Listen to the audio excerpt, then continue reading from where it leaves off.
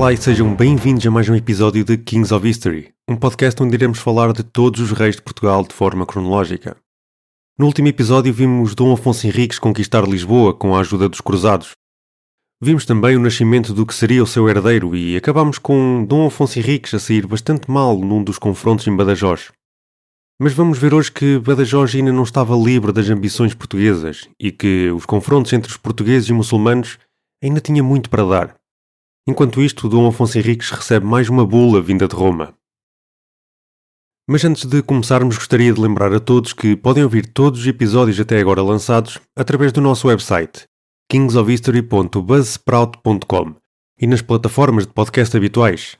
Passem também nas nossas redes sociais para estarem sempre a par de quando lançamos novos episódios. Sigam-nos e deem um like. Bem, vamos então continuar a nossa viagem.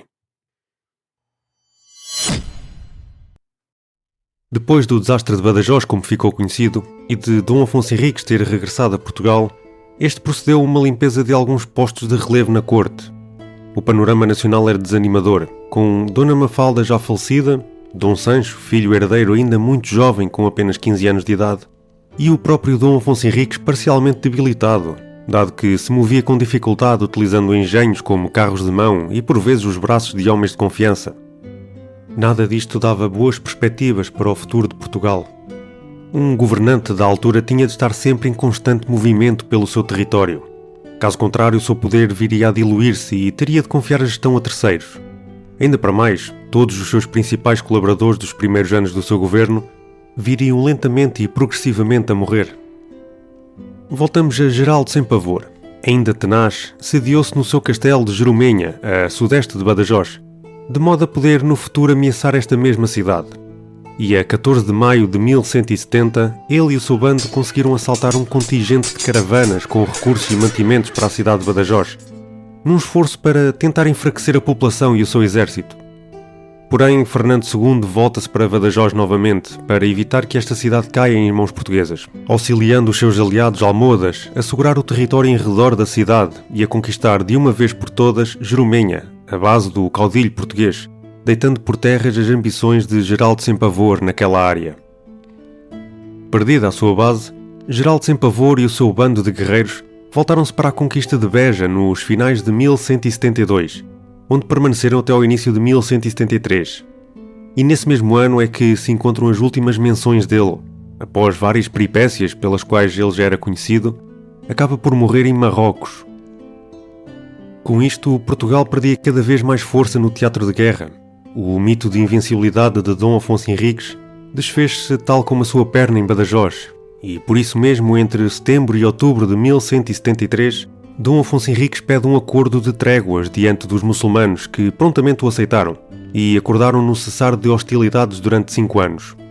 Também por esta razão, as ações que Geraldo teve deixaram de ser permitidas pela coroa portuguesa. Após Badajoz, era claro o estado mais frágil de Dom Afonso Henriques. Até alguns dizem que este pode ter sofrido um acidente vascular cerebral ou outro problema cardiovascular que o impossibilitava de governar como dantes. Daí o nome do seu filho, o futuro Dom Sancho I, começa a aparecer cada vez mais na documentação régia. Como o historiador Matoso disse, 2 reis, uma só realeza. O nome de Dona Teresa, a segunda filha mais velha de Dom Afonso Henriques e a terceira descendente do mesmo, começa também a aparecer em alguma documentação a par de Dom Sancho, dado que ela seria a herdeira caso a tragédia se abatesse mais uma vez na família real e Dom Sancho falecesse. Mas Portugal não tinha uma lei de sucessão, dado que estes territórios eram uma espécie de experiência política extremamente recente, que poderia adotar vários costumes europeus diferentes, ou apenas só um, ou até um misto de quaisquer, que ainda poderia ou não ser aplicável. O gênio político de Dom Afonso Henriques mostrou-se quando decreta que a sucessão do reino é feita pelo filho mais velho, e à falta de um, seria a filha mais velha, em vez de ser como os costumes germânicos onde todos os filhos teriam direito a uma porção dos domínios do pai, o que faria com que o reino se fragmentasse e poderia causar guerras entre irmãos mais gananciosos, como fomos assistindo nos reinos vizinhos na Península Ibérica. Neste caso, Portugal garante a integridade do reino e da família real. Ainda em 1174, Dom Afonso Henriques propõe o casamento do seu filho herdeiro, Dom Sancho, ainda um jovem e solteiro, com Dona Dulce de Aragão, irmã de Afonso II de Aragão. Dom Afonso Henriques gera também a ambição dos seus senhores, fazendo com que haja limitações para a expansão dos seus territórios, de modo a conseguir conter melhor o seu território e os poderes senhoriais. Em 1175, nasce a primeira filha de Dom Sancho e Dona Dulce, garantindo assim a linhagem e sucessão. Porém, este ano é também de pesar, na medida em que Dom João Peculiar morre, um homem que tanto ajudou o reino e era um dos braços direitos de Dom Afonso Henriques. Em abril de 1176, Dom Afonso Henriques doa algumas propriedades nos arredores de Évora, e como esta cidade importante tinha de ser bem protegida, doa o castelo de Coruche à recente criada Ordem dos Cavaleiros de Évora, que iria ser mais tarde a Ordem de Avis. O reforço da defesa de Lisboa foi entregue à Ordem de Santiago da Espada, criada pelo seu rival e genro, em 1170, e para a defesa do Tejo permitiu o estabelecimento da Ordem dos Templários em Abrantes. Chegamos ao ano de 1178. As tréguas com os almohadas chegaram ao fim, e como tal, o lado português abre hostilidades com Dom Sancho a avançar sobre Beja, devastando-a e chega mesmo a Triana, arrabaldes às portas de Sevilha, que era a capital do califado no Al-Ándalus. O príncipe Sancho consegue não só destruir a frota almohada, como ainda partir de regresso a Portugal com um saque muito generoso, e sem grande resistência por parte dos muçulmanos. No seu regresso, Beja é abandonada e submetida a nova destruição. Como resposta, os almohadas tentam conquistar Alcácer do Sal, mas sem sucesso. Os comandantes desse exército, que eram os governantes muçulmanos de Beja e de Serpa, foram ambos capturados, feitos prisioneiros e levados como demonstração de triunfo para Coimbra. O de Beja morreu devido aos maus tratos. Já o de Serpa sobreviveu e foi ele que escreveu o seu relato na primeira pessoa, que séculos mais tarde iria ser usado para contar a sua história. No início de 1179, os Cavaleiros do Tejo tentam uma campanha até aos arredores de Sevilha, o que leva o califa da altura, Abu Yaqub Yusuf, a perceber que não pode continuar a ignorar os portugueses, e nesse ano ainda arma um exército, mete o seu próprio filho a comandá-lo e envia-o para Abrantes, onde chegam em outubro. Ao final de 4 dias de cerco, desistem e retiram-se. Como resposta ao ataque, Dom Afonso Henriques concede foral à Praça de Abrantes para ajudar a sua povoação e fortificação. Nesse mesmo ano, um pequeno exército organizado de Lisboa parte para o Algarve e, chegando lá, devastam a região, saqueando várias povoações. Em retaliação, parte uma frota de Ceuta para atacar Lisboa, mas sem grande sucesso e com apenas algumas embarcações perdidas pelos portugueses. A 23 de maio de 1179, chega o dia ao qual Dom Afonso Henriques parou a maior parte da sua vida, e que bem mereceu. Depois de ter resolvido os problemas de sucessão e feito o seu testamento onde teria demonstrado grande generosidade para os setores mais vulneráveis do seu reino, Dom Afonso Henriques recebe vinda de Roma a bula Manifestis Probatum. Alexandre, bispo, servo dos servos de Deus, ao caríssimo filho em Cristo, Afonso, ilustre rei dos portugueses, e a seus herdeiros, in perpetuum. Está claramente demonstrado como bom filho e príncipe católico prestaste inumeráveis serviços à tua mãe, a Santa Igreja, exterminando intrepidamente em porfiados trabalhos e proezas militares os inimigos do nome cristão e propagando diligentemente a fé cristã. Assim, deixaste aos vindouros nome digno de memória e exemplo merecedor de imitação. Deve a Sé Apostólica amar com sincero afeto e procurar atender eficazmente em suas justas súplicas os que a providência divina escolheu para governo a salvação do povo. Por isso, nós, atendendo às qualidades de prudência, justiça e idoneidade do governo que ilustra a tua pessoa, tomamo-la sob a proteção de São Pedro, com inteiras honras de reino e a dignidade que aos reis pertence, bem como todos os lugares que com o auxílio da graça celeste conquistaste das mãos dos sarracenos, e nos quais não podem reivindicar direitos os vizinhos príncipes cristãos. E para que mais te fervores em devoção e serviço ao príncipe dos apóstolos São Pedro e à Santa Igreja de Roma, decidimos fazer a mesma concessão aos teus herdeiros, e com a ajuda de Deus prometemos defender-lhe quando caiba em nosso apostólico ministério. Continua, pois, a mostrar-te filho caríssimo, tão humilde e devotado à honra e serviço da tua mãe, a Santa Igreja Romana, e a ocupar-te em defender os seus interesses e dilatar a fé cristã, de tal modo que esta sé apostólica possa alegrar-se de tão devoto e glorioso filho, e não duvides da sua afeição. Para significar que o referido reino pertence a São Pedro, determinaste como testemunho da maior reverência pagar anualmente 2 marcos de ouro a nós e aos nossos sucessores.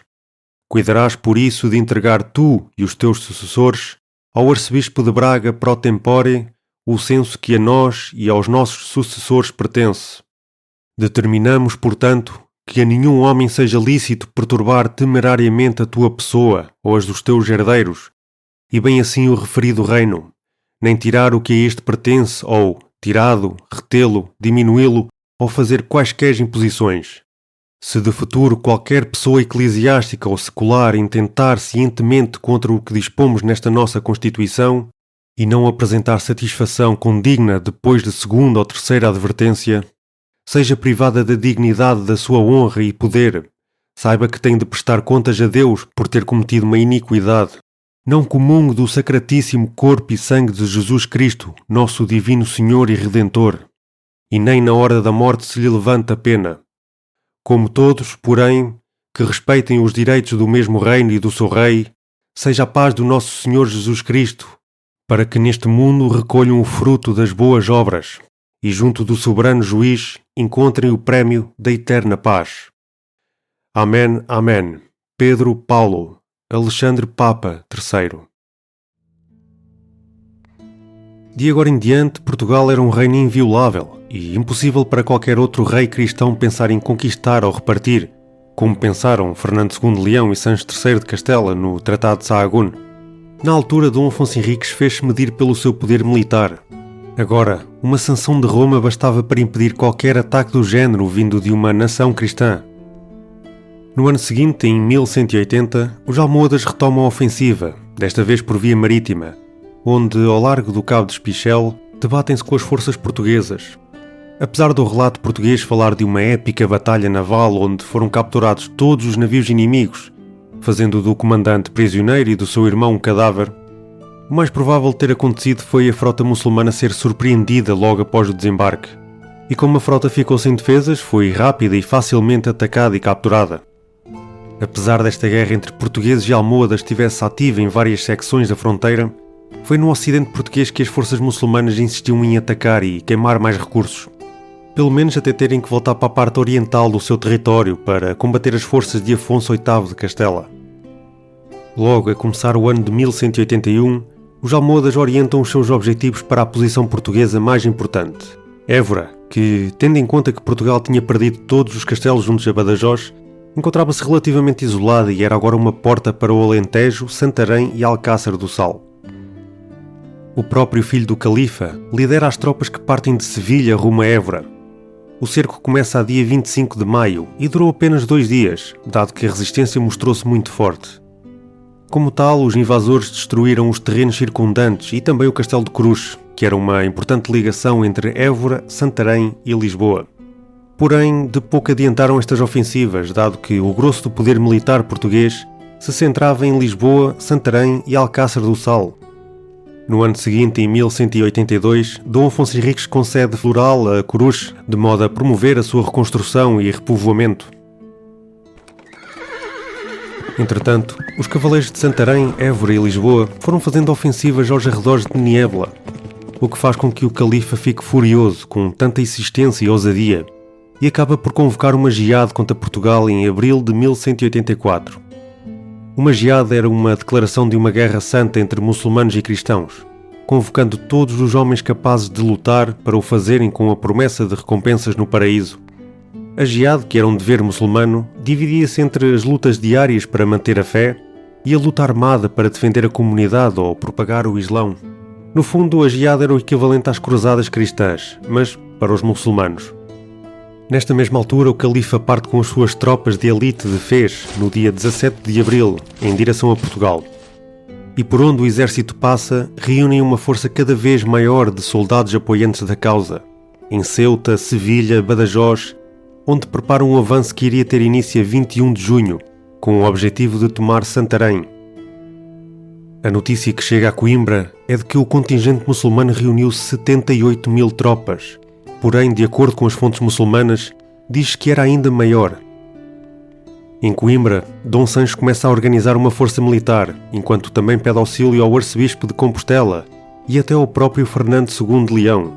Mas até os esforços chegarem, os soldados de Santarém teriam de aguentar. Durante o cerco a Santarém, o próprio califa fica ferido e refugia-se na sua tenda, não permanecendo ao lado das suas tropas a comandar. Eis que, entretanto, chega o exército de Dom Sancho, que dizem ser tão numeroso que não deu qualquer hipótese ao lado muçulmano. As fontes divergem sobre o que realmente se passou. Numas versões, o califa terá dado a ordem de retirada. Noutras, foi assim entendido pelos seus homens, que começaram a aplicá-la. Seja como for, a retirada, que deveria ter sido feita de forma ordenada e organizada, acabou por ser algo bastante caótico e desorganizado, tanto que as forças portuguesas conseguiram perseguir e atacar os diversos contingentes, causando um enorme número de baixas. Incapacitado pelos seus ferimentos, crê-se que o califa morreu pelo caminho ou à chegada de Sevilha, no fim de julho de 1184. O lado europeu rejubilou com o enorme sucesso das ações de Dom Afonso Henriques, visto ainda como um líder, do seu filho aparentemente prodigioso, o Dom Sancho, e também Fernando II, cujo exército não participou nos combates, mas estava a caminho para o fazer. Nos tempos seguintes, a mando de Dom Afonso Henriques, estas e outras defesas fronteiriças foram restauradas e concedidas como forais, de modo a povoar e a restabelecer estas posições. Esta vitória sobre o Império Almohade causou um enorme impacto no resto da Europa, ao ponto de ser notícia em cartas e relatos. Também de notar a vitória política que foi o estabelecimento do compromisso entre a filha de Dom Afonso Henriques, Dona Teresa, agora com 33 anos, e o muito importante conde de Flandres, Filipe da Alsácia.